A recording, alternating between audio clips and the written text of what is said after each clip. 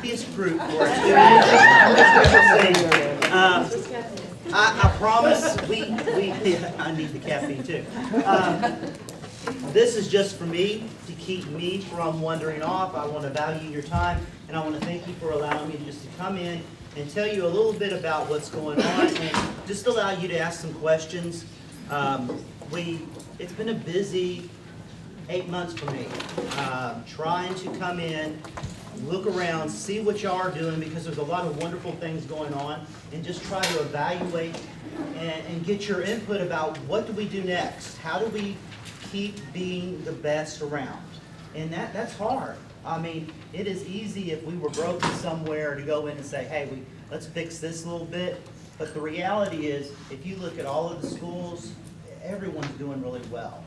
It's just what's next, and then with the limited amount of money, how do we make that money that we can add to it be the most effective we can? So I want to, let's see, can we go to the next? Where's it? Great. That's the magic machine.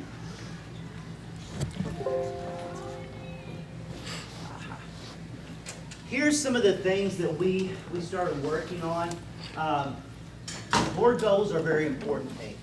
The principals know this one slide that I don't have on here, but it's always, every time we talk, it is the slide, and I know I've shared it with you before. It's the arrows, and the arrows are going off in all kinds of different directions. And that's any organization that you belong to. A lot of people have great ideas, and the hard part is focusing those ideas and using them at the right time.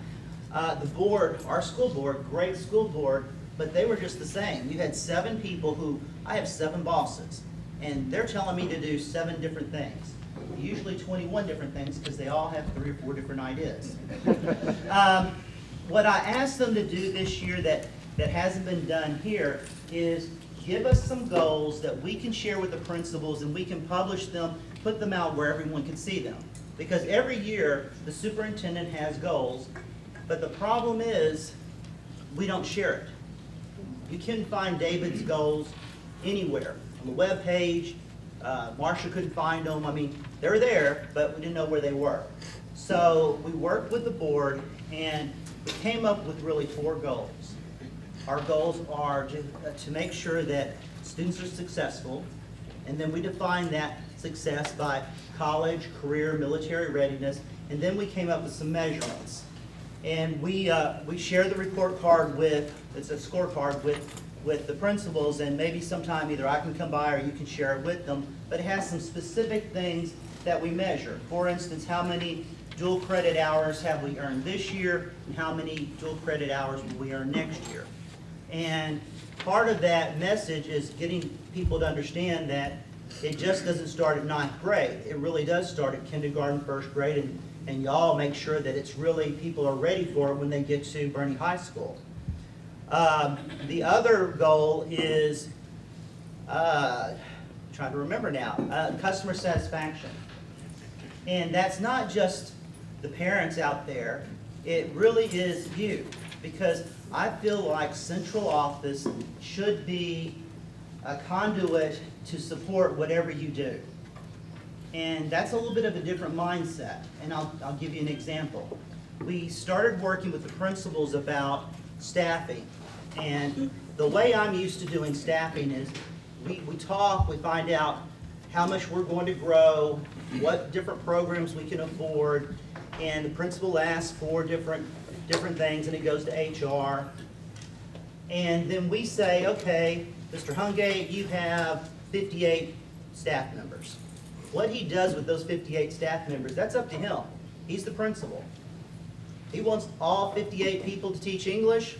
Hey, I love English, go for it. That's him. And apparently in the past here, one of the things that's happened is he's gotten different staff members, but they've been told, you'll use them for this, you'll use them for that. That's not my world. That's your world as a site-based team. That's his world to drive that, and I hold him responsible for the results. That's a different mindset for us and for central office. And it won't happen overnight. When you have a question about social studies, you should have someone to call and say, I know the social studies teachers are changing. How do we make sure that we are preparing for them? One of our biggest problems is there's no one to call for social studies. We are one of the only school districts I've ever seen, especially this size. We're going to have 9,000 students when we open up. There's nobody doing social studies. There's no one doing counseling in central office. There's no one doing fine arts. You have to have someone pulling all that together. And now, they're not supposed to sit in their room by themselves. They're supposed to come out and help you. Go back to customer service. The other thing is that the third one is human capital. We're growing fast. We want to attract and we want to retain the best people. We've done a pretty good job of y'all walking in the door and applying, because we didn't have any kind of plan to go out and recruit. We didn't recruit at all. We need to go out and recruit. We need to work with, and we are working with Texas School Board Associations to find out, are we staffing the same way, or as well as other places? Are we paying as well as we should? And you, I know what you're thinking. Of course not.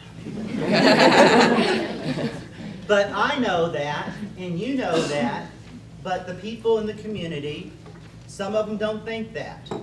So just me saying it isn't going to work. I have got to go out and I've got to show, here's a chart that says Northside's paying $4,000 or $5,000 more than what we are.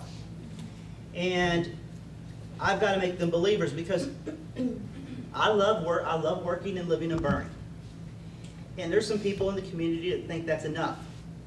That's part of your pay. You get to work with our wonderful children, and they are wonderful. You get to work in our great schools. That should be enough. It's not.